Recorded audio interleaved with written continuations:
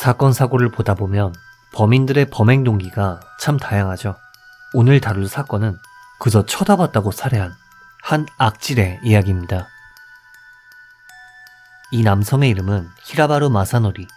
키타큐슈의 모리츠네 혼마치에서 성장한 그는 건물이나 토지를 다수 소유한 매우 부유한 집안에서 성장했습니다. 학창시절 그와 동급생이었다는 인물들에 따르면 히라바루는 소심한 성격이었다. 꽤 얌전한 아이였다. 키가 커서 농구부였고 늘 미소를 짓고 있었다. 라며 부드러운 분위기의 인물로 그를 회상했는데요. 고등학교 졸업 후의 행적에 대해서는 그다지 알려진 바가 없지만 성인이 된 그는 한 여성과 결혼했고 키타큐슈의 아파트에 거주하며 부부 사이에서 딸이 태어나는 등 아무 문제 없는 삶을 보냈습니다. 하지만 2022년 무렵 그의 가정에 문제가 발생합니다. 바로 아내와 이혼을 하게 된 것인데요. 이 이혼을 계기로 히라바루의 삶은 180도 바뀌게 됩니다. 평소 멀쩡했던 그가 이혼을 하더니 갑자기 이상한 행동을 하기 시작한 것인데요. 한밤중에 괴성을 지르는 것은 물론 마당에서 폭죽을 쏘거나 노래방 기기를 집에 들여와 큰 소리로 군가나 가요를 부르는 등 주변 이웃들에게 민폐를 끼치기 시작한 것이죠.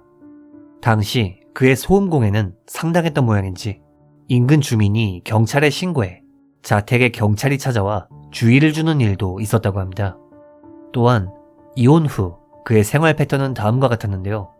아침 5시에는 현관에서 담배를 피우며 하루를 시작, 7시에는 1시간 정도 외출, 10시부터 11시쯤엔 택시를 타고 외출하는 그런 패턴이었습니다.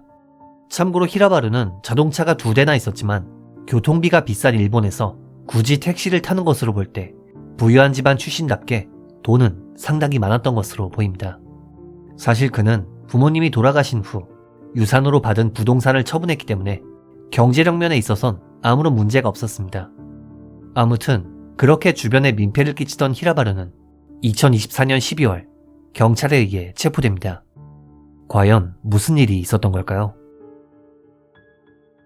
일본 사건에 관심이 있으신 분이라면 기억하실지 모르겠지만 작년 이맘때쯤 후쿠오카현 키타큐슈시의 한 맥도날드에서 중학생 2명이 흉기에 피습당하는 사건이 있었습니다. 당시 우리나라에서도 어느 정도 보도가 되기도 했었죠. 2024년 12월 14일 저녁 8시 30분경 후쿠오카현 키타큐슈의 고쿠라 미나미에 위치한 맥도날드 322 토쿠리기점 매장 안에서 중학교 3학년생이었던 A군과 B양이 40대로 보이는 남성에게 흉기로 공격당하는 일이 발생합니다. 당시 가해자 남성은 주변을 전혀 의식하지 않은 채 계산대 줄 뒤쪽에 서 있던 A, B에게 접근해 흉기를 휘둘렀고 이 과정에 걸린 시간은 30초도 채 되지 않았다고 하네요.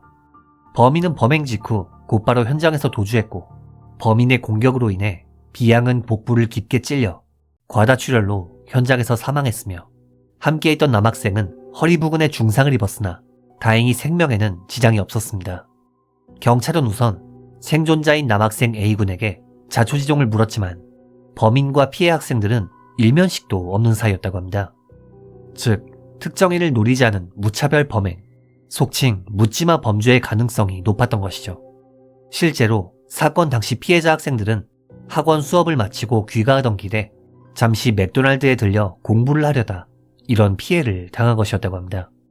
당시 학생들이 즐겨 찾던 장소에서 이런 끔찍한 범행이 발생하자 학생과 학부모들은 큰 충격에 빠졌고 지역사회에도 불안감이 확산되었기 때문에 경찰은 즉각 범인 추적에 나섰습니다.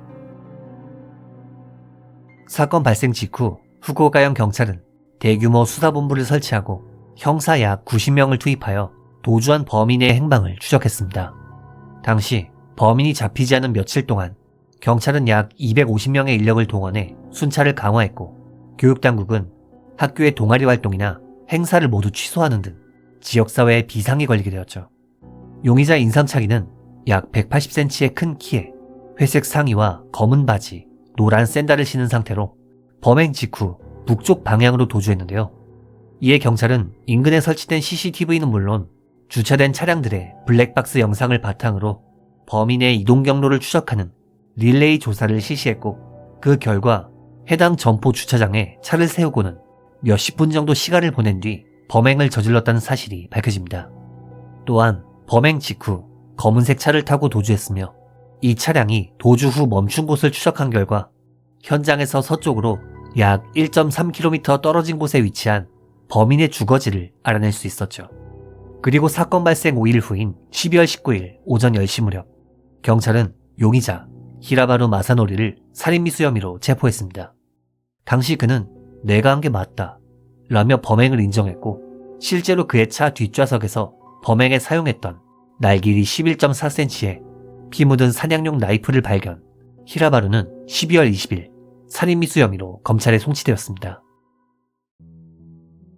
먼저 히라바루의 공격으로 목숨을 잃은 비양의 경우 검시 결과 몸에는 방어은이 전혀 없었다고 합니다. 즉, 피해자가 대응할 여지가 전혀 없을 정도로 쓸데없는 움직임 역시 순식간에 범행을 저지른 것이죠. 당시 경찰은 그에게 범행 동기를 물었고 히라바루의 대답은 이러했습니다. 매장에 들어가기 전에 두 사람이랑 눈이 마주쳤다. 나를 비웃는 것 같았다. 찌른 건 내가 맞는데 죽일 생각은 없었다. 이야기를 들어보면 일방적인 피해망상으로 인한 범행으로 추정되는데요. 경찰은 이러한 그의 진술에 대해 히라바루가 범행 대상을 우연히 발견, 자의적으로 분노를 느껴 범행을 저질렀다고 판단했지만 구체적인 정신감정 결과가 나올 때까지 범행 동기의 진상을 신중하게 조사했습니다. 그리고 이 과정에서 어처구니 없는 사실들이 밝혀집니다. 먼저 그가 범행을 저지른 것은 2024년 12월 14일, 체포된 것은 12월 19일로 이 사이에는 5일이라는 시간이 있었는데요.